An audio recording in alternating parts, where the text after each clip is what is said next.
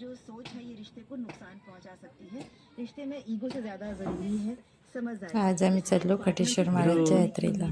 इथे आई आहे, ध्रुव आहे आणि ताई पण आलेल्या होत्या. ताई, मुली आहे, श्रुती आहे, ऋतू आहे, साक्षी. ध्रुव तर खूप एक्सायटेड होता जाण्यासाठी. सर्वजण वाट बघत होते माझी येण्याची. आणि मग आम्ही निघालो आणि इथं पोहोचलो. अगदी यवतमाळवरून 20 किलोमीटर अंतरावर आहे हे ठिकाण.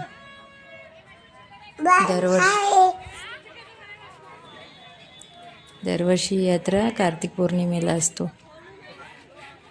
3-4 दिवस राहते ही यात्रा. आधी इथं ध्रुवचा आवाज आलेला असून तुम्हाला तो मध्ये मध्ये येत होता आणि हाय हाय म्हणून व्हिडिओ बघून हाय म्हणत होता. तर सियाला तर खूपच आवडलं. यात्रामध्ये खूपच आवडते. म्हणजे तिला दुकानं दिसतात ना, हे घ्यायचं ते घ्यायचं.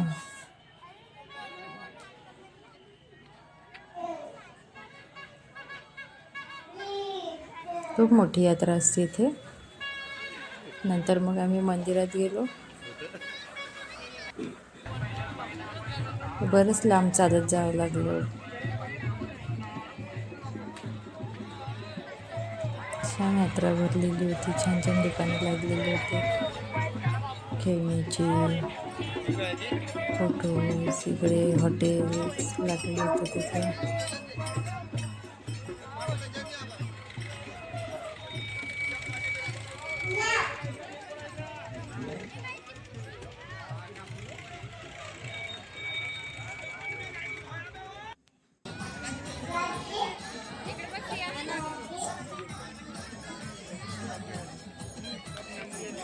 म्हणजे ते आम्ही थांबत कोणी मागे राहिलं, कोणी समोर गेलं. सगळ्यांसाठी थांबत असं मंदिरापर्यंत पोहोचलं. मंदिर बरंच लांब होतं.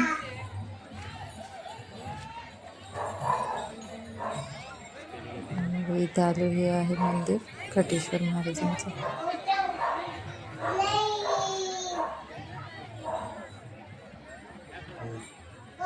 हे इकडनं जे दिसते पिंक कलरचं ते समाधी मंदिर आहे.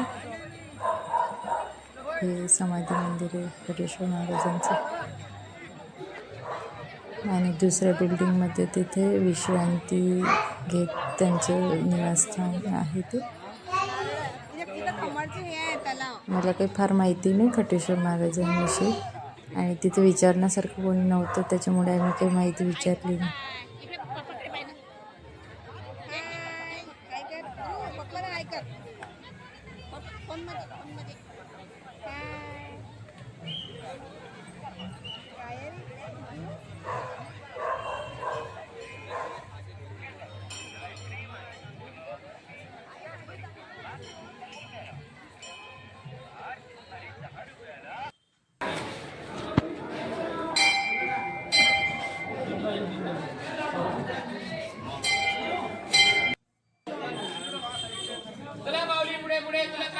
मंदिरात गेलो आणि 2 लाईन होते, एक जेंट्स आणि लेडीज.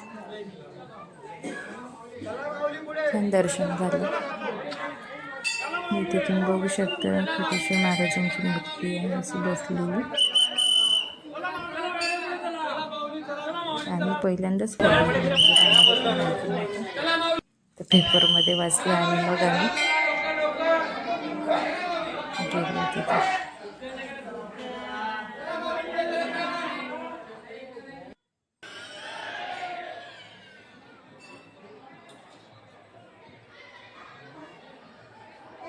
मंदिर पण खूप छान आहे.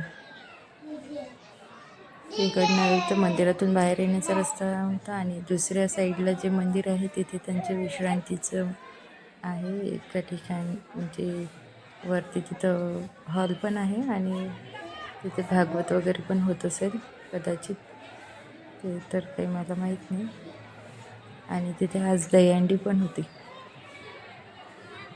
दहीहंडी आणि काल्याचं कीर्तन वगैरे पण झालेलं होतं. आम्ही जरा लेटच गेलो. आम्ही गेलो 4 वाजता सायंकाळच्या वेळेस. त्याच्यामुळे आम्हाला काही दहीहंडी वगैरे नाही मिळाली. पण दर्शन घेऊनच आलो मग.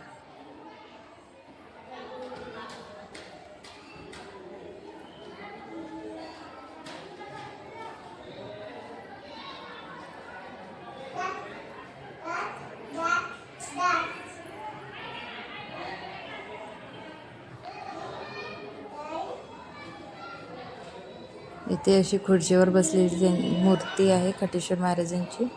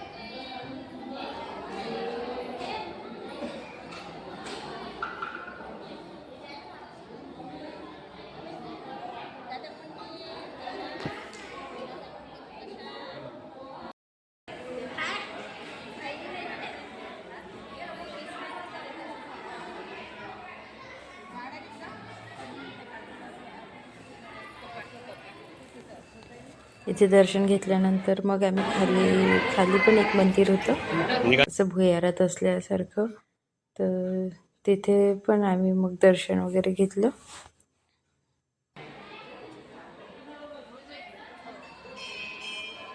आणि तिथून बाहेर आल्यानंतर मग आम्ही ते एक छोटं तळं होतं तिथं छान बोट वगैरे होते तळ्यांमध्ये, तर मग बोटिंग करायला गेलो होतो तिकडे.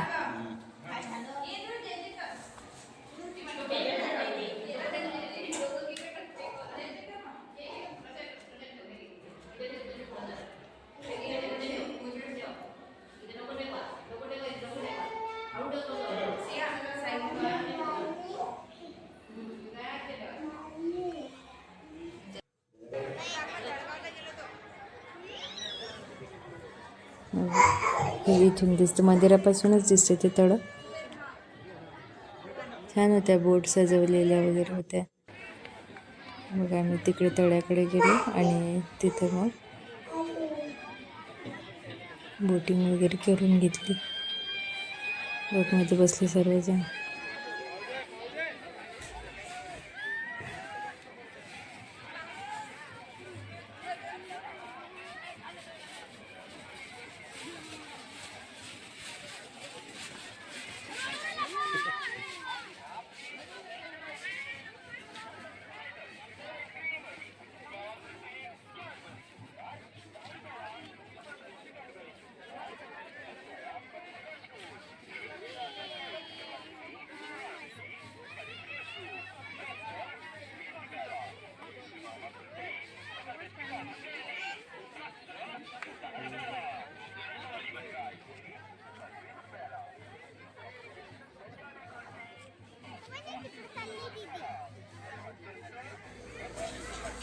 किती रुपये बोट जवळ आलो. इथे तिकीट होती बोटमध्ये बसायची, पर कॅन्डिडेट 30 रुपये.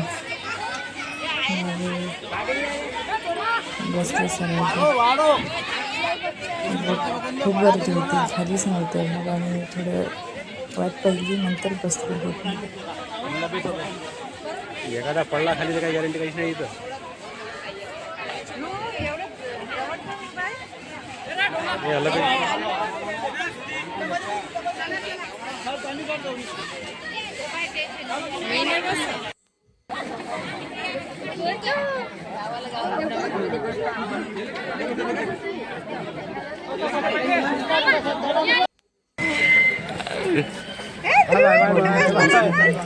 ध्रुव कुठे गेला? ध्रुव खूप मजा चालला रे. खूप खुश होते ते बोटमध्ये बसून.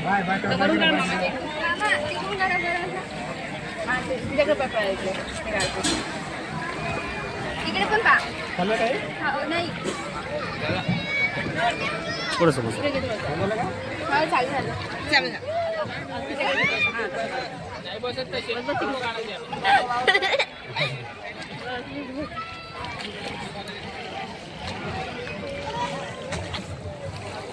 माझ्याकडे बा.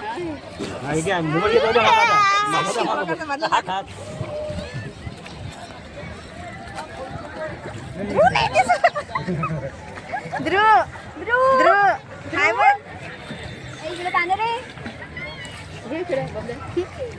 गेलो मी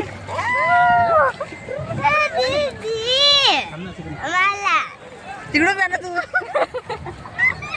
इकडे बारे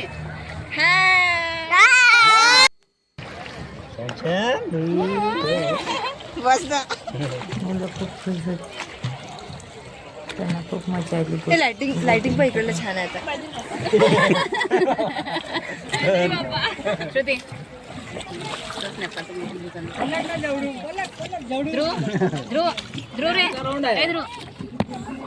लाइटिंग घे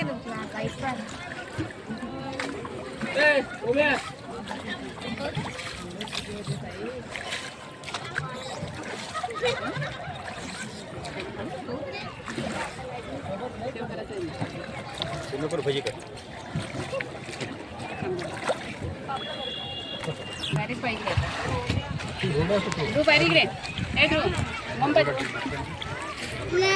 मम मम कुठे आहे ध्रुव मम मम इकडे. कुठे हे मम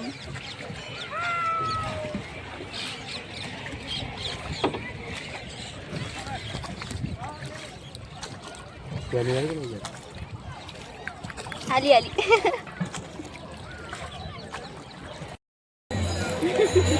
बोटमध्ये उतरल्यानंतर मग सगळ्यांनी पॉपकॉर्न वगैरे घेतले, पॉपकॉर्न खाल्ले. काही खरेदी केली, मुलाचा चष्मा वगैरे दाखवत होता तो, मग त्याला चष्मा लावून बघितला.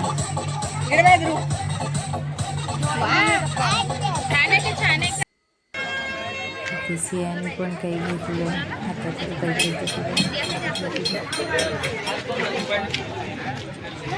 सियाने ताईने पण बांगड्या वगैरे घेतल्या.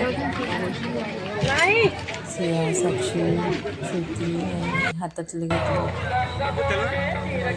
तिथे पाणी पण होते, पाण्यावर कोणी बसलं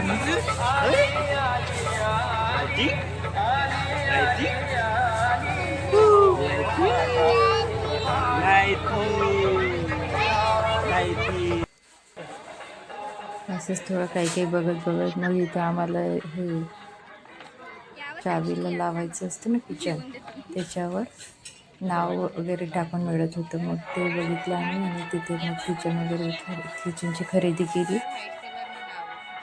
सगळ्यांनीच घेतले एक एक आपल्या नावाचं.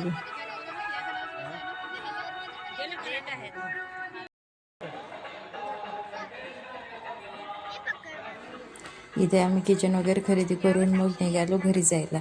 घरी जायला निघालो तर इथेच मग आम्ही आमच्या व्हिडिओची